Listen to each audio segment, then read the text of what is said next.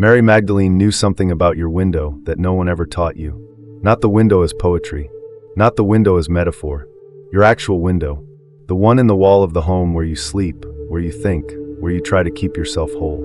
She knew what moves through it. She knew what tries to enter through it. And she left behind a specific, physical, sacred object designed to stop exactly that from happening. That object has been buried for over 1,000 years. And this video exists because it is time for you to know what it is. The forces she was protecting against have a name. The Archons. In the Gnostic tradition that Mary Magdalene operated within, the Archons are not theatrical demons. They are something more precise and, honestly, more unsettling than that. They are distorted frequencies, incoherent forces that operate just below the level of your awareness and enter specifically through unprotected thresholds, through the boundaries of your space that you have never thought to seal. The window is the most vulnerable of those boundaries, because a window is an invitation. It invites light. It invites air. And what is open to light is open to everything that moves with it. Mary Magdalene understood this with a depth that the institution that erased her name spent centuries trying to make sure you would never access. The sacred object she left behind requires no priest, no ceremony, no religious authority of any kind. Just two specific earth materials, your own hands, and your conscious intent. By the time this video ends, you will know exactly what those materials are. You will know how to prepare them, where to place them, and why they work, not just as a matter of faith, but at the level of material frequency, earth science, and the deepest mechanics of Gnostic cosmology. This is not beginner material. If you are here, you already know there is more to reality than the visible surface of things. What I am about to share is for the person who is ready to move past knowing something is wrong and actually do something about it. Stay with me. Let's be honest about something. The version of Mary Magdalene most people inherited is a lie, not a small distortion. A comprehensive, institutional, centuries-long lie. She was not a sinner seeking redemption. She was not a footnote. She was not defined by her relationship to anyone else. Mary Magdalene was a primary carrier of esoteric transmission, a woman who held a depth of spiritual understanding that the men building institutional religion could not afford to let survive intact. So they didn't. In 591 AD, Pope Gregory I delivered a sermon that fused Mary Magdalene with an unnamed sinful woman from the Gospel of Luke. No evidence, no basis, just a deliberate collapse of her identity into something manageable, something dismissible. That fusion stuck for over 1,400 years. The Catholic Church did not officially retract it until 1969. Think about that. 14 centuries of intentional misrepresentation. But here is what they could not fully erase. The fragments. The texts that survived outside the canonical record. The traditions passed through lineages that stayed underground precisely because going public was dangerous. Elaine Pagels, a Harvard-trained historian and one of the world's most rigorous scholars of Gnostic Christianity, whose decades of work on early Christian texts changed how serious academics understand the origins of the faith, has documented extensively that Mary Magdalene held a teaching authority in early Gnostic communities that was explicitly threatening to the hierarchical structures being built around her. She wasn't a passive witness. She was a transmitter, the one who understood not just what was taught, but why it was true. And here is my honest opinion on this. The erasure of Mary Magdalene is not a footnote in religious history. It is one of the most targeted spiritual crimes ever committed, because what was erased wasn't just a name. It was a complete functional map of inner and outer protection that ordinary people were never meant to hold for themselves. The teaching about the Archons was part of that map. And it was buried for the same reason all genuinely empowering knowledge gets buried. Because a person who understands how to protect their own threshold does not need a priest, an institution, or an intermediary to stand between them and the invisible world. That is dangerous to power. It always has been. Before you can understand what to place on your window, you need to understand what you are placing it against. And I want you to drop any horror movie image you might have of what that means. The Archons are not demons in the theatrical sense. They are something far more precise and, honestly, far more unsettling than that. In Gnostic cosmology, the spiritual framework that Mary Magdalene's transmission operated within, the Archons are distorted emanations. They arose as a consequence of a rupture in the original creative process. They are not evil in the way a villain is evil. They're more like static, distortion, frequencies that operate below the level of your direct awareness and feed specifically on confusion, fear, and spiritual disconnection. To understand where they come from, you need to understand Sophia. Sophia is the name the Gnostics gave to the divine feminine intelligence woven into the fabric of creation itself. Not a goddess in the mythological sense, more like the consciousness that underlies matter, the awareness inside the living world. In Gnostic cosmology, Sophia's descent into the density of material reality, what the texts call her fall, though I think that word does a disservice to what is actually a profound act of courage, created a kind of echo, a shadow, and from that shadow, the Archons emerged. They are not separate from the created world. They are the part of the created world that has lost connection to its source. And because they have lost that connection, they seek it compulsively. In you, in your energy, in your fear, in the gaps in your awareness where the light of your own consciousness isn't quite present. This is critical. The Archons do not break in. They cannot force their way through a genuinely conscious threshold. They enter through invitation by unconsciousness, through distraction, through the fragmented, half-present state that most people live in most of the time, through unprotected thresholds where awareness has simply not been placed. The Nag Hammadi texts, a cache of 52 Gnostic documents discovered sealed in a clay jar in the Egyptian desert in 1945, representing the most direct surviving record of early Gnostic cosmology ever found, describe the Archons as operating specifically at boundaries, edges, doorways, the places between inside and outside. And in Mary Magdalene's transmission, windows hold a particular significance among those boundaries because of their dual nature. A window is an invitation to light. That same openness is what makes it a vulnerability. Here is what I find most striking about all of this. The Archons do not want your body. They are not interested in your physical life in the crude way fear-based spiritual traditions often suggest. What they operate on is your inner coherence, your ability to remain connected to your own pneuma, the Gnostic term for the breath of original light that lives inside every human being, the divine spark that no external force can extinguish, but that they can over time convince you to ignore. And I personally believe this maps directly onto what millions of people are experiencing right now without having any framework to understand it. That persistent feeling of energetic drain, of never quite feeling at home in your own home, of thoughts that feel like they belong to something else. This is not all psychology. Some of it is architecture, and the architecture has a solution. Mary Magdalene did not just name the problem. She left a specific answer, a physical one, something you can hold in your hands and place on your windowsill today. I want you to understand the weight of what you are about to receive. This is not something designed last year by someone building a brand around spirituality. This is a fragment of teaching that survived one of the most aggressive campaigns of suppression in the history of human civilization. It survived because it works. Things that work have a way of persisting no matter how hard someone tries to bury them. Mary Magdalene's transmission describes a sacred object. One specific object, meant to be placed at the window, at the membrane, at the exact point where the Archons attempt entry. And before I tell you what it is made of, I want you to notice something. Notice how simple it is. Notice how completely available it is to every single person regardless of wealth, education, geography, or religious background. That is not an accident. That is the whole point. The sacred object is a bundle. A small, deliberately prepared bundle of two earth materials, wrapped by your own hands, placed with conscious intent. Now let me tell you what those two materials are, and more importantly, why they are what they are. The first material is salt. Not table salt. Not the refined, bleached, industrially processed powder in most kitchen cabinets. Unrefined rock salt or sea salt, the kind that still carries the full mineral complexity of the earth it came from. The difference matters enormously, and I'll tell you exactly why in a moment. The second material is stone.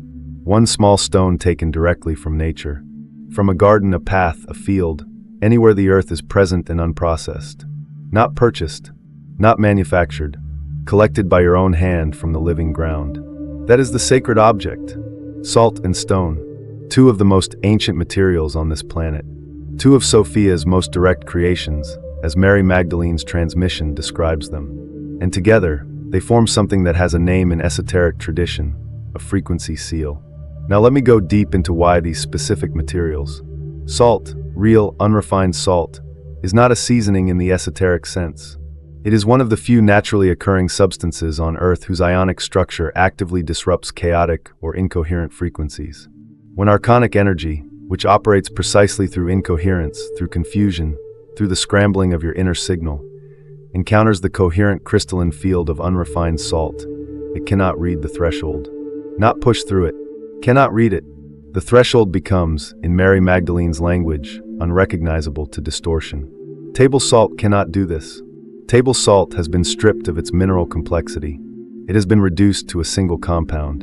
In doing so, it loses the very thing that makes real salt sacred, its full-spectrum mineral memory, the memory of the ocean it came from, the memory of the geological pressures that formed it. That memory is frequency, and frequency is protection. The stone carries something different, something equally essential. Natural stone, ordinary field stone, garden stone, path stone, carries what esoteric traditions across cultures call telluric energy, the living frequency of the Earth's own consciousness, the ground memory of the planet beneath your feet. In technical terms, many natural stones carry piezoelectric properties, meaning they generate a small but measurable electrical charge in response to environmental pressure and change. This is not metaphor. This is documented physics. The Earth's stones are literally responsive to the energetic fields around them. When you bring a stone from the living ground into your home and place it at your threshold, you are extending the Earth's own field into that boundary point. You are anchoring the window to the ground. And when that stone is paired with salt, with Sophia's coherence frequency, the combination creates a seal that Mary Magdalene's transmission describes as a barrier that requires no external intermediary, no spoken formula, no religious authority to activate. The preparation is simple. You take the salt and the stone and you wrap them together in a small piece of fabric. Fabric you cut yourself, not pre-cut, not pre-packaged. The act of cutting it matters. Your hands carry your energy, your awareness. When you cut that fabric and wrap those materials and tie them with a thread or cord, you are making something specific to your threshold, your home, your field. Then you place it on the windowsill, on the outward-facing edge, the side of the sill that faces the world. That edge is the membrane. That is where Mary Magdalene's teaching identifies the point of attempted entry.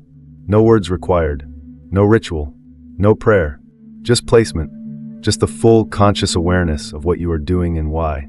And that the consciousness you bring to the act is not a minor addition.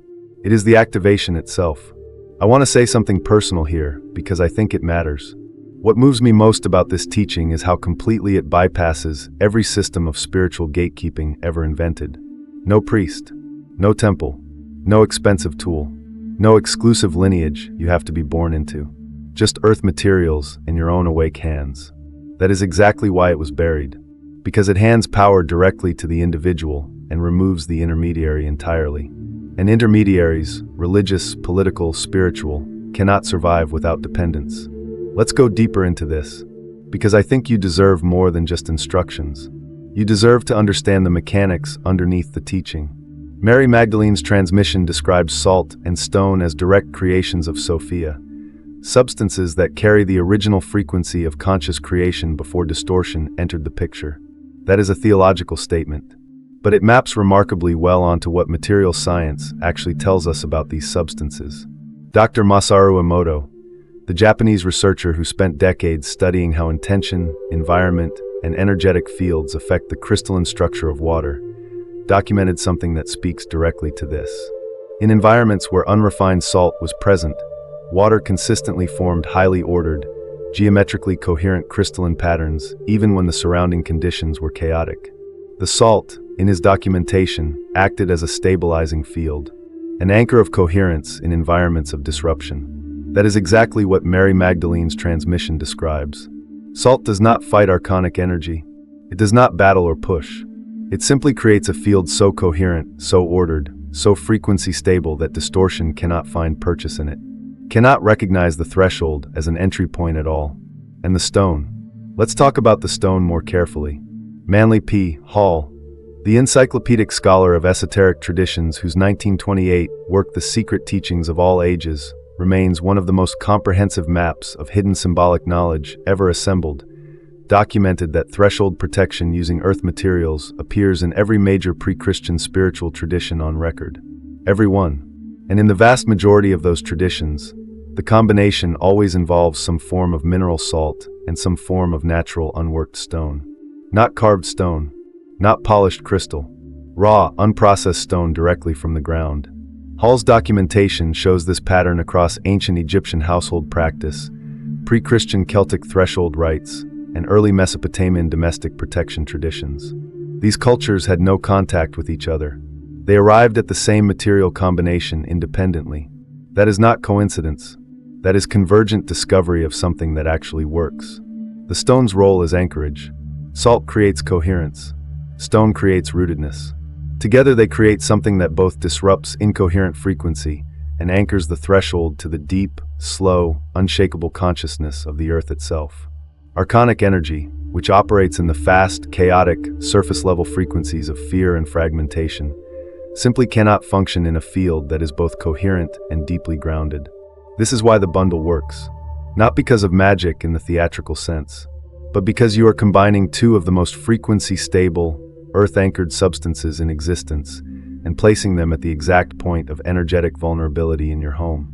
Sophia created these materials, and Mary Magdalene remembered what they were for. Here is where the teaching goes somewhere most people don't expect. The window in your wall is real. The bundle on your windowsill is real. The protection it creates is real. But Mary Magdalene's transmission does not stop at the physical threshold. Because for her, the physical threshold and the inner threshold were always the same threshold. The window in your home is a mirror, and what it reflects is the window in you, the place in your inner life where you are either conscious or absent, where you are either grounded and coherent, or fragmented and open to whatever moves through. In Gnostic understanding, the Archons most desire entry into your pneuma, that inner spark of original light, the divine breath that lives at the deepest center of your being. They cannot seize it. It is yours. It is you. But they can cloud the access point. They can fill the space between you and your own inner knowing with so much noise, fear, distraction, and confusion that you stop hearing yourself. And a person who cannot hear themselves is, for all practical purposes, living in an unprotected house.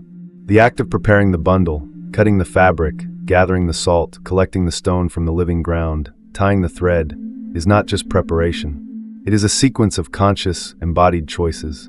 Every step asks you to be present, to do something with your hands and your attention simultaneously, to move through your physical space with awareness of why. That quality of presence is itself protective, not symbolically. Actually, Carl Jung, the Swiss psychiatrist who spent his life mapping the deep structures of the unconscious and their relationship to myth, symbol, and spiritual experience, called the figure standing at every threshold of genuine transformation the threshold guardian. The force that tests whether you are conscious enough to cross from one state of being into another. His insight was that every meaningful boundary in the psyche mirrors a boundary in the external world. And every external protective act, when done with full awareness, reaches inward and strengthens the equivalent inner threshold. When you place that bundle on your window with genuine understanding of what you are doing, you are not just protecting a room. You are making a declaration to your own psyche. You are saying, I am awake at this boundary. I know what I am guarding. Nothing enters here without my conscious awareness. That declaration changes something. Not overnight, but it does change something. I have felt it, and I believe if you do this with real presence, you will feel it too. The outer window and the inner window are the same window. Protect both, with the same materials, with the same consciousness. That is the complete teaching. Let's step back for a moment and look at the bigger picture of why you are only hearing this now. Ask yourself a simple question. Why would any power structure, religious, political, cultural, invest centuries of energy into suppressing household protection practices? Why would it matter that ordinary people know how to seal their own thresholds? Because a person who can protect their own energetic home is a person who does not need an intermediary. Full stop. And every system of institutional spiritual authority that has ever existed has required dependence to survive. Required people to believe that safety, access to the divine, and protection from the invisible world could only be obtained through approved channels. Approved people, approved ceremonies. Mary Magdalene's teaching demolished all of that. 2 earth materials, your own hands, your own consciousness. No church required, no priest required, no special bloodline or initiation or payment required. That is a revolutionary act dressed as a household practice. And revolutionary acts get buried.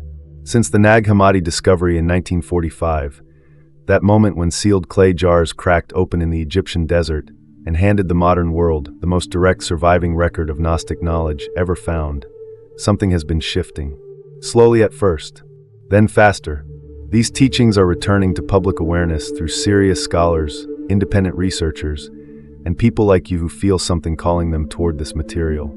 There is a principle embedded in esoteric tradition across dozens of lineages. Knowledge returns when the time is right for it to be used. Not just read, not just understood academically, actually used, put into practice, applied at the threshold. I believe we are inside one of those return moments right now. The level of energetic fragmentation, psychic noise, and spiritual disconnection that most people are navigating today is extraordinary. Something is pressing on the threshold of human consciousness in a way that feels different from ordinary historical difficulty. And something ancient is pressing back, offering tools, offering knowledge that was preserved precisely because it would be needed. You finding this video is part of that. I genuinely believe that.